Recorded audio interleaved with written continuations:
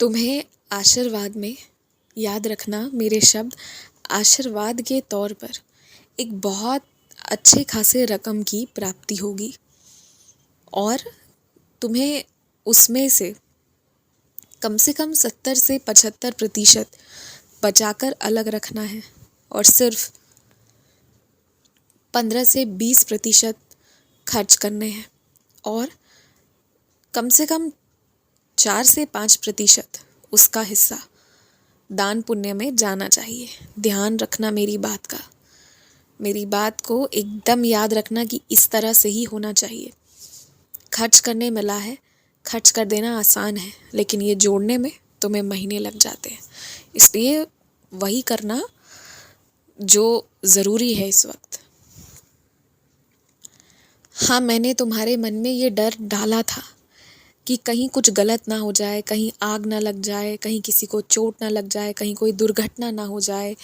ये सारे डर मेरे डाले हुए थे तुम्हारे मन में और ये डर मैंने इसलिए डाला था कि जिस वजह से तुम जहाँ भी जाओ, तुम कई बार बेहोशी की हालत में चलते हो। बेहोशी की हालत से मेरा अर्थ ये है, क्या हो रहा है, कौन क्या कर रहा है, कुछ फ़र्क नहीं पड़ता तुम्हें, कुछ दिखाई नहीं देता। पर इस बार जैसे ही मैंने तुमसे ये कहा, तुम आस पास क्या हो रहा है, आगे पीछे कौन है, क्या है, इस चीज़ को लेकर तुम थोड़े से निगरानी रखने लगे।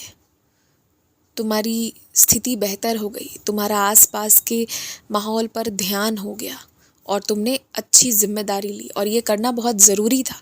अगर मैंने ऐसा नहीं किया होता तो तुम्हारा कोई बहुत बड़ा नुकसान होता।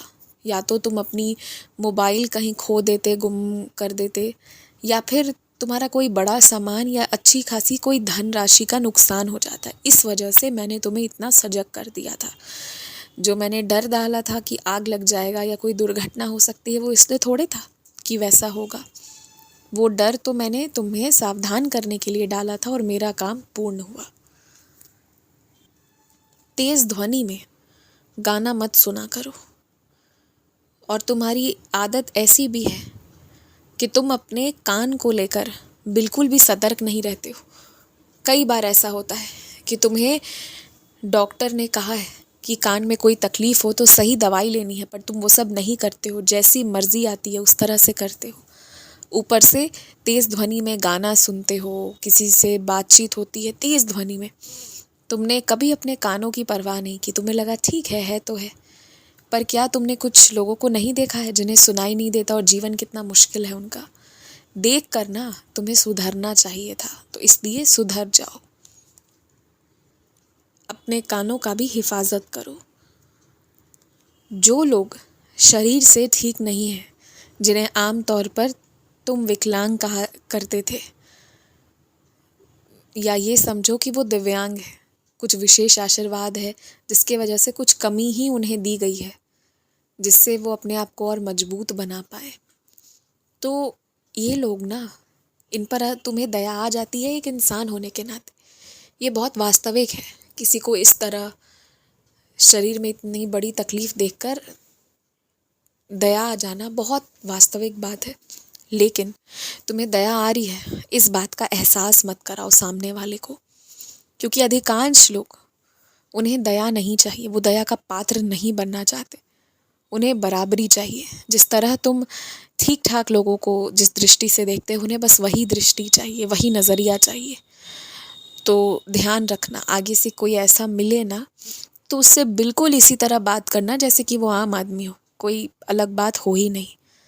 दया हो, मन में हो तो वो रखना, वो प्रेम रखना, परंतु दिखाना मत। और दया तो होना भी चाहिए हर अच्छे व्यक्ति के मन में।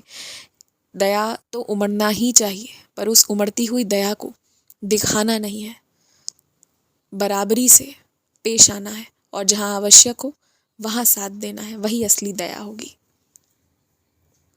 अपने घर के नक्शे, अपने घर के कागज़ क्यों तुम्हें किसी के पास रखने हैं?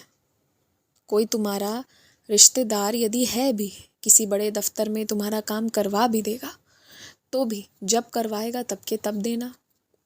और देने की क्या आवश्यकता है, तुम साथ जाओ, अपने दस्तावेज अपने पास रखो और करवा लो। ज़रूरत है ही नहीं कि तुम अपने दस्तावेज उन्हें दो फिर वो करवाएंगे, नहीं। जहाँ हस्ताक्षर तुम्हारे होने वाले हैं, जहाँ चीज़ तुम्हारी है, वहाँ तुम्हारे दस्तावेज किसी और के हाथ में क्यों हो? तुम्हारे ही पास होने चाहिए। ध्यान रख लेना इस बात का। प्रेम करो, लेकिन जो लोग बहुत चालाक हैं, जो सिर्फ फ़ायदा उठाते हैं, फ़ायदा देखते हैं ना, उनसे उम्मीद भी मत रखो और दूरी बना कर रखो। मैं जानता हूँ तुम बड़े होने के नाते जीवन में बहुत चीज़ें छोड़ने को तैयार हो, लेकिन जो कुछ बहुत मूल चीज़ें हैं ना, जो एकदम जीवन के लिए ज़रूरी है, तुम्हारे वस्त्र, तुम्हारा खाना पीना, सर ढकने को एक छत, जो मैंने तुम्हें दिया है, जो ज़रूरी है, वो किसी को देने मत जाओ। वो अपना अपने पास रखो। उसी में बांटो, वो अलग बात है, पर दे मत दो। और कुछ चीज़ों का मालिक अगर मैंने तुम्हें बनाया है तो बहुत सोच समझ कर बनाया है। तो जिस पर तुम्हारा मालिकाना अधिकार है वो किसी को मत दो। तुम्हें अपने दस्तखत कितने आवश्यक हैं ये समझ में आएगी, मैं समझाऊंगा।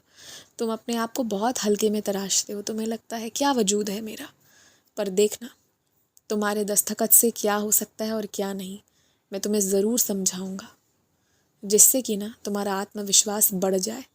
खुश रहो, मुस्कुराते रहो। आयुष्मान भव।